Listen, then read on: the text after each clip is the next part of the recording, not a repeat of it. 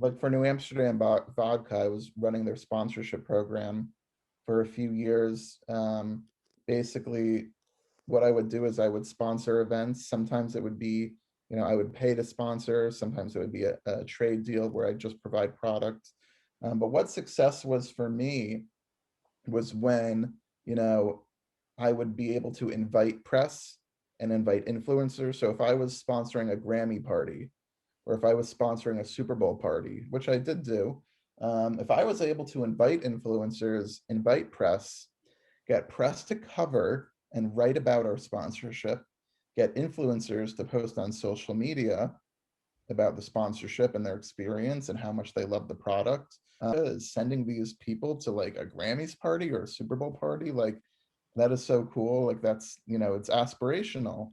Um, if we're getting the impressions and there's like very positive sentiment online from those partnerships, and that was a success for us. Sometimes it was hard to measure if people would then go and actually buy the product.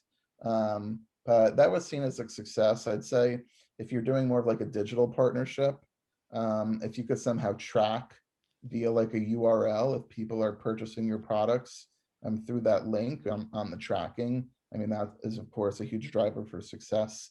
Especially with influencer partnerships now, whenever they do like a swipe up on Instagram or they put a link in their bio, you can, of course, track how many people are clicking, how many people are swiping up, which is great. I mean, influencer marketing is one of the easiest, best ways to track, how well your partnerships are doing. Um, but yeah, I'd say those are kind of the best ways for a successful partnership to come about is really when you could, tie in as many elements as possible.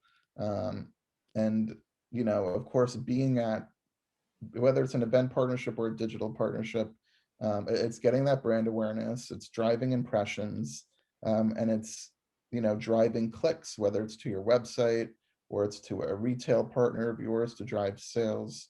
I'd say those are the best ways to find success, and always ask for more. Whenever you're negotiating a partnership, always start with like everything you want and then go down from there. I mean, there are times where, I would bluff and I would threaten to walk away from a partnership because I wasn't getting everything I wanted from my client.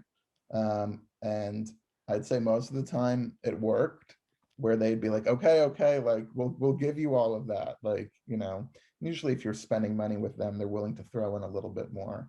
And sometimes they would say, you know what, we're gonna walk away. Like you're asking for too much. And then I'd be like, okay, like let's find a compromise.